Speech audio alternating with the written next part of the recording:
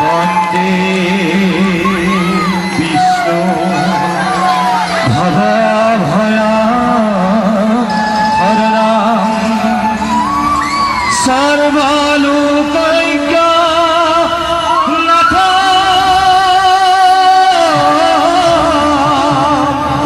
সৰ্বলোকৈক্য নাথ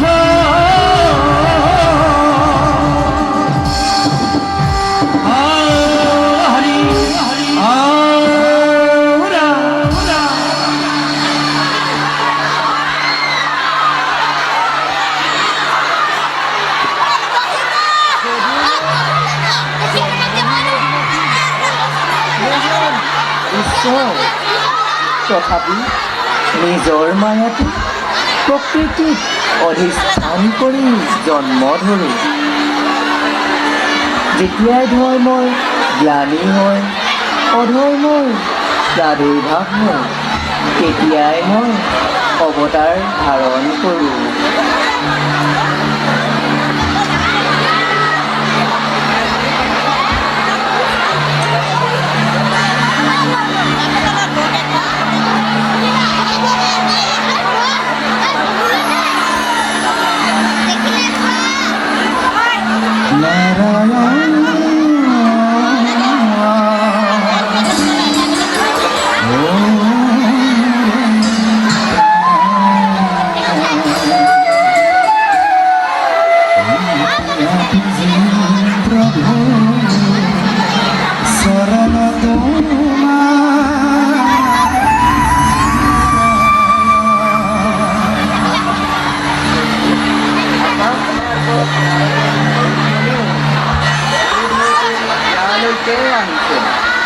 হয়, মই তেওঁক স্মৰণ কৰিছোঁ।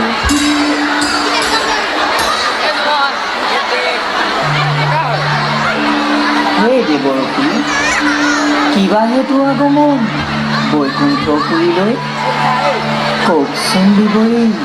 আগমনৰ কাৰণ। প্ৰণাম।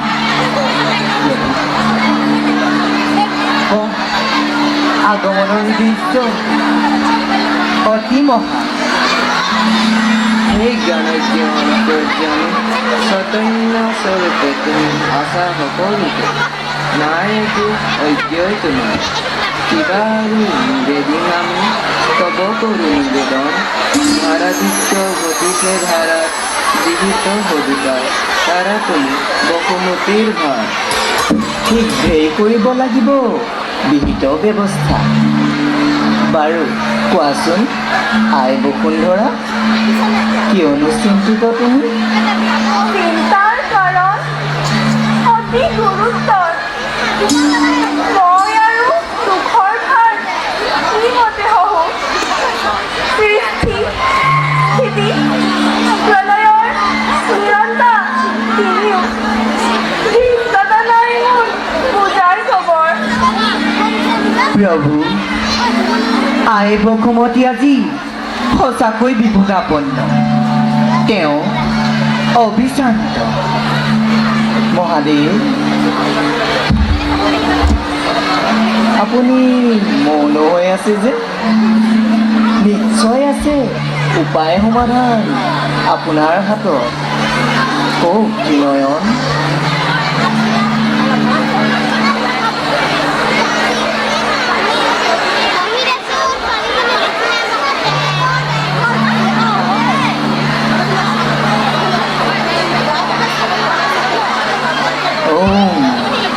আমি তম, ৰজ আৰু সত এই তিনিও গুণাচুৰ স্বকীয় কৈথ্যত থাকি যাৰ আজ্ঞাত কৰ্তব্য দাস কৰি আছোঁ কৰ্ম, গ্ৰহণ কৰিছোঁ জীৱকো বা পুনৰে সাধ্য সাধনৰ বাবে। চৰাচৰ জগতৰে তুমিয়ে পৰিপূৰ্ণ পূৰ্ণ অৱতাৰ, নাই একো বিকল্প তাৰ। নুশুনাবা এনে অদ্ভুত বচন। নহৈ অদ্ভুত প্ৰজাপতি, ই বাস্তৱ। ব্ৰহ্মাণ্ড গোলকধামত আছে সেই পূৰ্ণ অৱতাৰ। যিগৰাকী ত্ৰিভুজ, যিগৰাকী ত্ৰিভংগ, যাৰ ইচ্ছাটো কৌটি কৌটি অণ্ডৰ সৃষ্টি, যিগৰাকী কটাক্ষত লৈ পায় লক্ষ লক্ষ অহংকাৰী দৈত্য দানৱ, সেইগৰাকী আমি অধীন। প্ৰভু, কওকচোন বিভৰি, মনত আমাৰ অনেক প্ৰশ্নৰ দোলা। তোমাৰতো প্ৰভু অপাৰ লীলা। নাৰায়ণ, অধৈৰ্য নহবা দেৱৰ্ষী। দেৱী,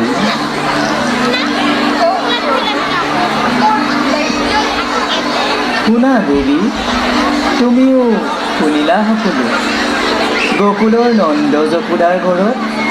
তুমি যশোদাৰ গৰ্ভত স্থিতি লৈ প্ৰলয়ৰ সূচনা কৰা গ'ল।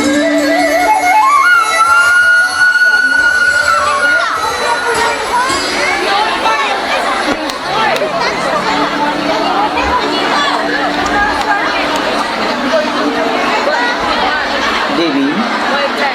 অবোধৰ দৰে নকবা, চিন্তাৰ নাৰাখিবা অকণো অৱকাশ। প্ৰভু, আপোনাৰ অনন্ত মহিমা, অপাৰ লীলা, কিন্তু আমাক আৰু ৰহস্যত নাৰাখি ব্যক্ত কৰক সেই সৃষ্টি স্থিতি প্ৰলয়ৰ প্ৰহেলিকাৰ মায়া। শুনা দেৱৰ্ষী, প্ৰভু শুনক প্ৰজাপতি আৰু কৈলাসপতি, অনন্তকালৰ পৰাই সৃষ্টি স্থিতি ভাৰসাম্যতাৰ হেতু প্ৰলয় সংহাৰী অৱতাৰ ধাৰণ এতিয়া অৱশ্যাম্ভী। মই স্বয়ং কৃষ্ণৰূপে বসুদেৱৰ ঔৰভত দৈৱকীৰ গৰ্ভত অষ্টম সন্তানৰূপে লঘিম অৱতাৰ। মোৰ জন্ম সূচনাত প্ৰজাপতি দায়িত্ব অপাৰ, বাকী সুযোগজনৰ পৰিত্ৰাণৰ দায়িত্ব থাকিব কৈলাসপতি। দুৰ্মতি কংকই দৈৱকীৰ গৰ্ভজাত সন্তানক ভূমিষ্ঠৰ লগে লগেই কৰিব বধ। কিন্তু দেৱী, তোমাৰ মায়াৰ বলেৰে দৈৱকীৰ সপ্তম সন্তানটিৰ প্ৰাণত সঞ্চাৰিত হৈ ধাৰণ হবা ৰোহিণীৰ গৰ্ভত। সৃষ্টি স্থিতি প্ৰলয়ৰ সূচনা।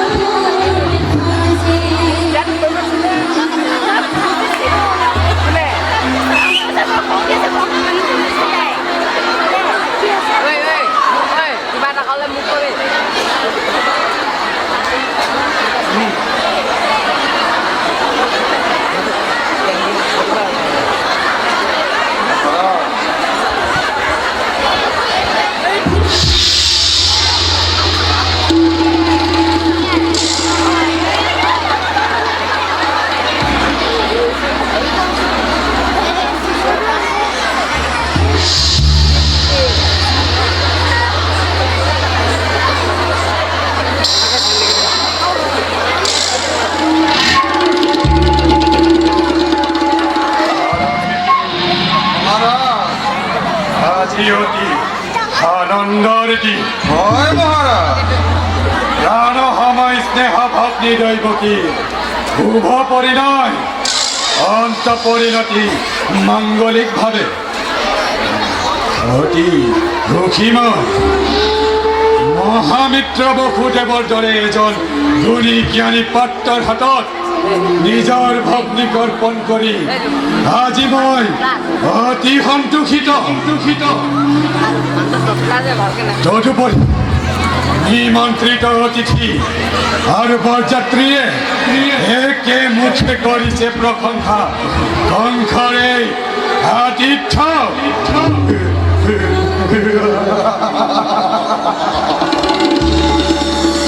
তাৰ বাবে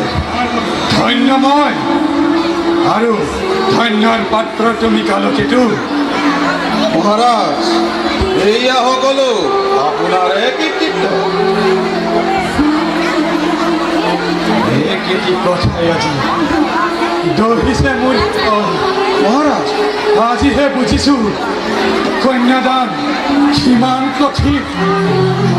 পিতৃ মাতৃয়ে বাৰু কিবাদৰে সম্পন্ন কৰে নিজ কন্যা অচিনাকি জনৰ হাতত মহাৰাজ শূন্য কৰি এই কংসৰ হৃদয় শূন্য কৰি এই মথুৰাৰ ৰাজকাৰেং দৈৱকী যাবগৈ আজি যাদৱপুৰলৈ মহাৰাজ এই জগতৰ চিৰন্তন ৰীতি পুত্ৰ হলে পৰকন্যাই বিহংস কৰে আৰু কন্যা হলে গতি কৰে পৰৰ বিহলে হয় যদি আপুনি সুখত নিজেই আকুল আজলি দৈৱকীক বাৰু কোনে সান্তনা দিব মহাৰাজ তথাপিতো মনে মোৰ নামানে প্ৰভুত দৈৱকী মোৰ প্ৰাণৰ নয়নৰ মণি পঠিয়াই দূৰ দূৰণিলৈ কি বাদৰে থাকিম মই সেই ভগ্ন হৃদয়ৰে সেই শূন্য কাৰেঙত মহাৰাজ দুৰ্বল নহ'ব আপুনি পাহৰি নাযাব আপোনাৰ নিজ কৰ্তব্য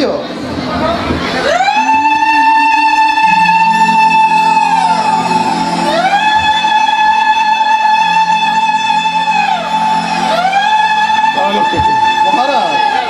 মংগল ধ্বনি হৈছে সঘনাই দৈৱকীৰ বিদায়ৰ ক্ষণ সমাগত যোৱা কালকেতু ৰথি হস্ত হস্তি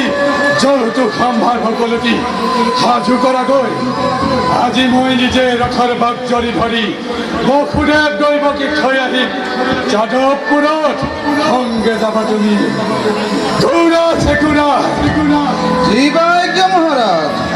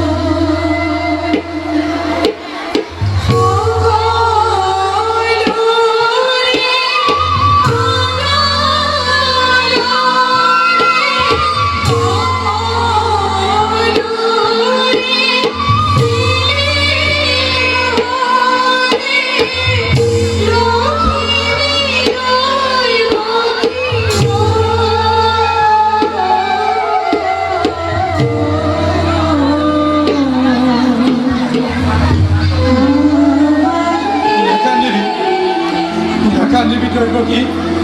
নাকান্দিবি তোৰ এই শুভ মুহূৰ্তত আৰু নটকিবি চকুলো নিদিবি বেজাৰ আৰু ধ্বংসৰ হিয়াৰ পিতৃৰ গৃহ এৰি পতি হবে যাব ওলাইছ তোৰ আজি মহা মহা আনন্দৰ দিন জয়বতী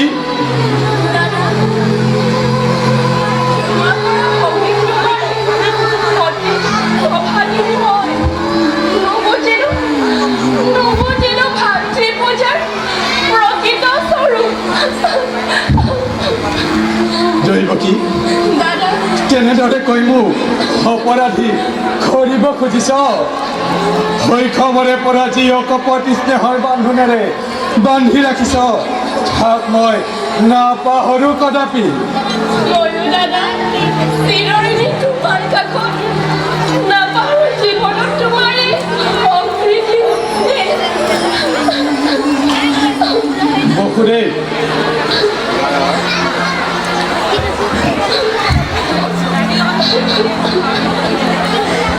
সমৰ্পিলো ভগ্নী মই তোমাৰ হাতত চাবা যেন তাই কোনোদিনে তোমাৰ স্নেহৰ পৰা নহয় বঞ্চিতা কাজলী ভগ্নী মোৰ অতি মৰমৰ ভাল বেয়া তাই একোকেই নাজানে ক্ষমাই ভূষণ জানি সৰ্বদুখ তাই কৰিবা মাৰ্জনা প্ৰফুল্ল চিত্তে সদায় ৰাখিবা বোল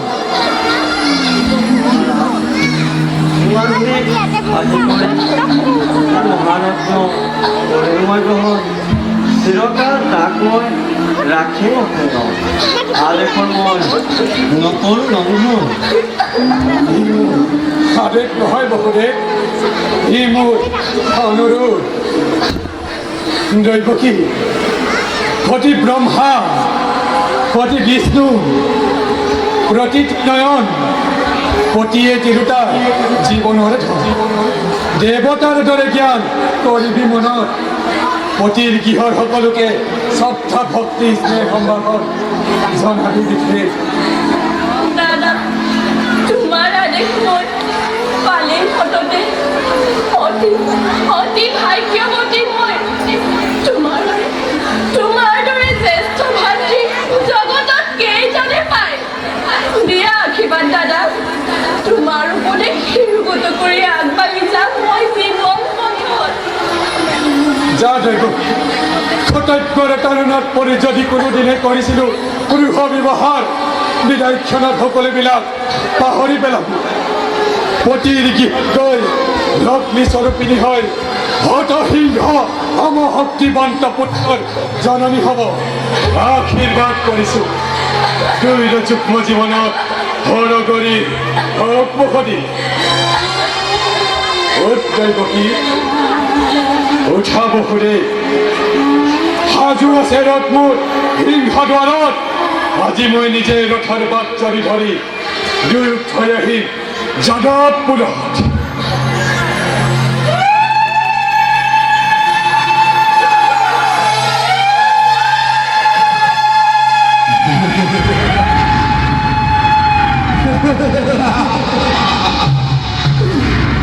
সাবধান সাবধান কণ্ঠ মহাসমাৰোহে ব্যাপী আনন্দ আগুন মূৰ্খ মূৰ্খ কণ্ঠলৈ সেই দেৱকী গৰ্ভজা দশম খণ্ডৰে সংহাৰ কৰিবলৈ হ'ব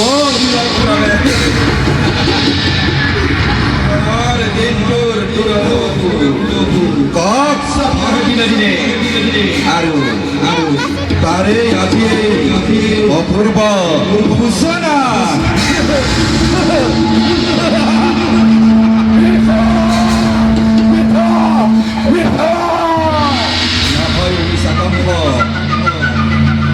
সঁচা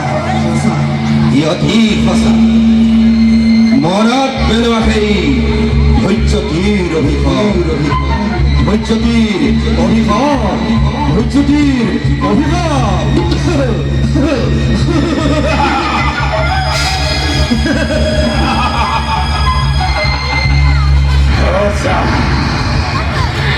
অতি সঁচা কৰিছে মোৰ সেই দুৰ্জ্যোতিৰ অভিশাপ আনন্দত আপোন পহৰা হৈ পাহৰিলো আপোনাৰ ভূত ভৱিষ্যত সাৱধান কৰি দিছে আকাশ বাণীয়ে সোঁৱৰাই দিছে কৰ্তব্য নিজন কালকেতু কালকেতু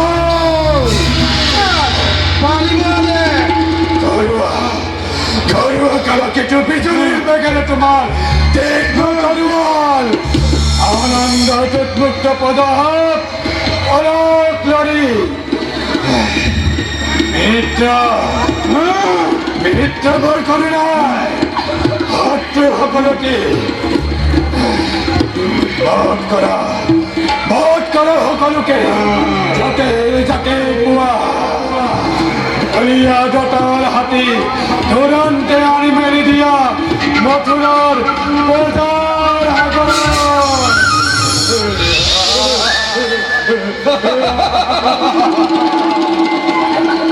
আনন্দৰ উৎসৱ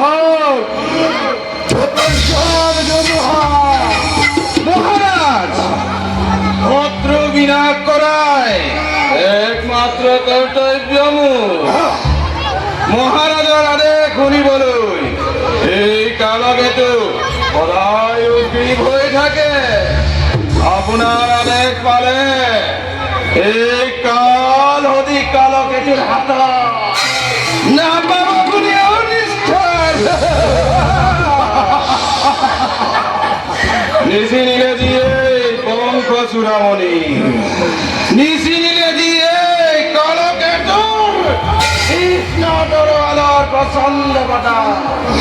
হয় নাই মহাৰাজ হয় নাই বলকতে বলয়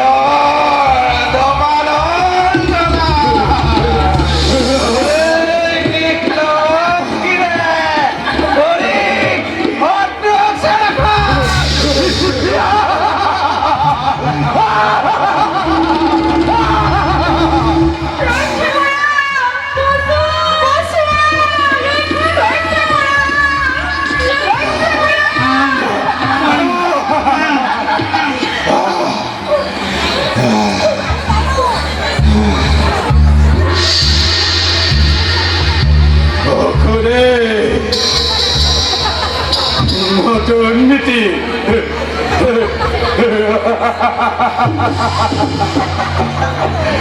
আৰু স্নেহ ভগ্নী দৈৱকী ভৱিষ্যত ভাগ্যলিপি মোৰ ভালদৰে কাণ পাতি শুনিল নহয় যি মিলনৰ বান্ধোনেৰে বান্ধিছিল দুয়োটি সেই মিলনে স্পষ্টভাৱে কৰিলে ঘোষণা অচিৰতে কংসৰ মৰণ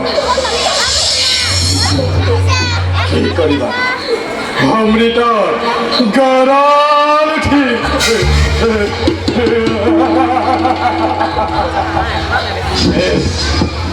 বেশ কথা হে হব অন্যথা নহব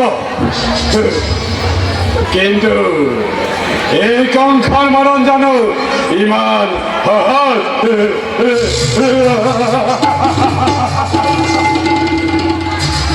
স্নেহ মমতা আদি আছে যত মানে সকলোতে বিসৰ্জিছো এই মুহূৰ্তত সমন্ধৰ নাট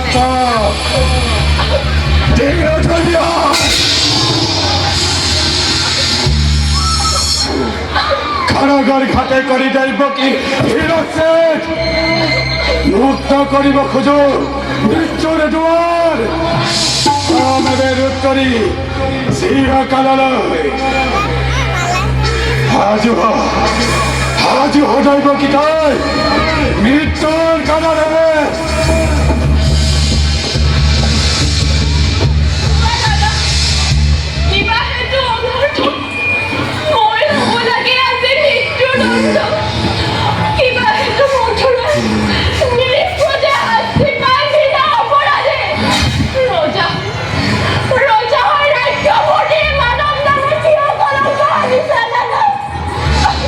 ঠিক আছে তোর কোনো অপরাধ নহে কোনো মথুরার বাকি যত মনে অপরাধ এই কঙ্খ কি কুয়াবো করে কোনে কোনে কিবা অপৰাধ ক'বলৈ কিবা আছে মোৰ ক'লে জানো তুমি শুনিবা সঁচাই ৰাজা তুমি সৰ্বশক্তিমান সঁচাই হওক বা মিছাই হওক ন্যায় বা অন্যায় সবাহৰো বিধান হ'ল ইচ্ছাতে তোমাৰ সেই গৰ্ভতে গৰ্বিত আজি তোমাৰ হিমাদ্ৰী লাগিছে হত্যা কৰি ভগ্নী হৈছে মৰণতো তুমি ৰুধিব খুজিছা হৰিহৰ নালাগে কৰিব মই ঘটাই দেখিলি তোমাৰ কথাই সঁচা ৰজা মই যেনে মোৰ ইচ্ছা তেনে বিধান দৈৱ কি কৰি বন্ধন তাৰ পাছত দৈৱকীৰ গৰ্ভজাত অষ্টম সন্তানে কিদৰে কৰিব মোৰ নিজৰ সাজু সদৈৱ কি তই মৃত্যুৰ কাৰণে প্ৰত্যেক মুহূৰ্ততে কিন্তু দাদা গৌৰব জানিবা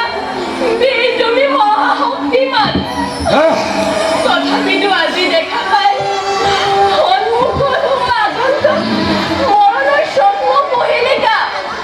যিমানৰ কবিতা বয়স দৈৱকী মৃত্যুৰ নামত নহয় বিচলিত দিলো হয় যদি মৃত্যু মোৰ স্বামীৰ আগত তুমি এই মহাবীৰ জ্যেষ্ঠৰ হাতত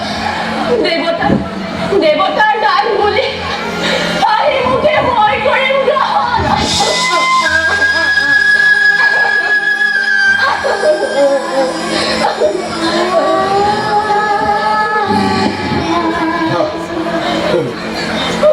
সঁচা কথা মহাৰাজ এই কাৰ্য অতি অপূৰ্ণ নাৰী হত্যা ভগ্নী হত্যা আদি কল্পকালমান সিহঁতে ৰখি এনে কাম কৰা যদি তুমি যুগে যুগে বীৰ জগতত সমাজে সকলোকে কৰিব তোমাক গৰ্বনা নল'ব তোমাৰ নাম লাজতে ঘৃণা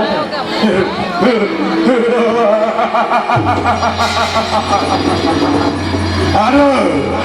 এই ভয়তে এই মূৰ্খ কংসই পুহি গাখীৰ খুৱাই জগতত বীৰ বুলি হব পৰিছি বঢ়িয়া তোমাৰ যুক্তি হিতাকাংক্ষী মিত্ৰ মোৰ তুমি বকুৰে কাৰণটো আছে সহজ উপায় উপায় হয় মহাৰাজ কি উপায় বকুৰে দৈৱকীও জীয়াই থাকিব তোমাৰো ৰাজা একো অনিষ্ট নহ'ব কৰজোৰে মই কৰিছোঁ মিনতি দিয়া মোক দৈৱকী প্ৰাণ ভিক্ষা দান দৈৱকীৰ প্ৰাণ ভিক্ষা দানে কংসৰ মৰণ আৰু কংসৰ মৰণে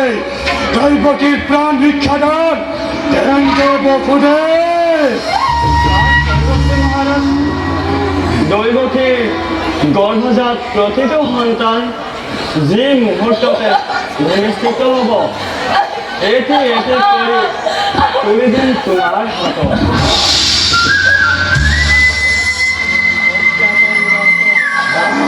নিষ্কণ্ঠ আঘাত ইচ্ছা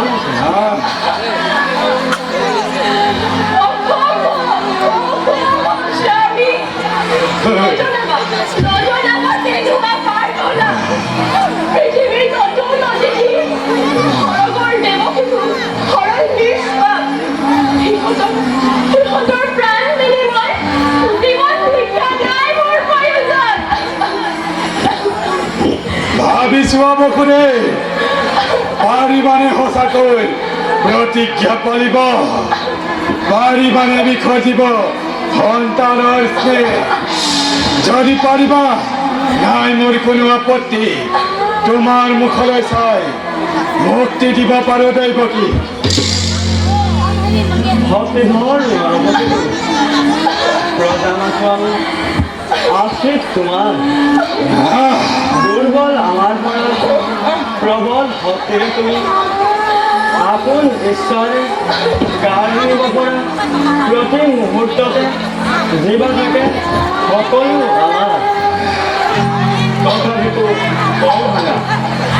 মিছা কথা নকওঁ মই প্ৰজাটো ফাঁকি কৰি চন্দ্ৰ সূৰ্য আকাশৰ গ্ৰহ নক্ষত্ৰ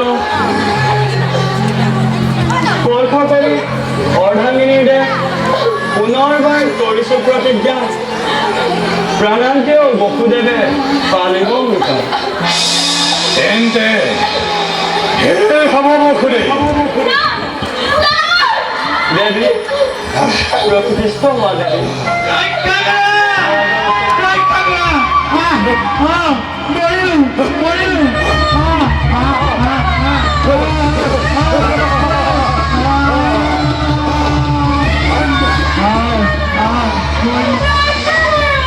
ধন্য ধন্য কলকেতু ধন্য তোমার বাহুর পরাক্রম দয়া নাই ক্ষমা নাই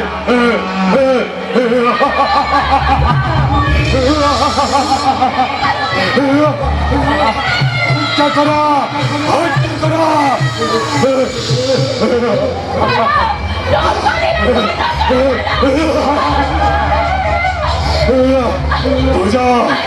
বুঝক জগতে এই কঙ্কর হাতি কঙ্কর পরাক্রম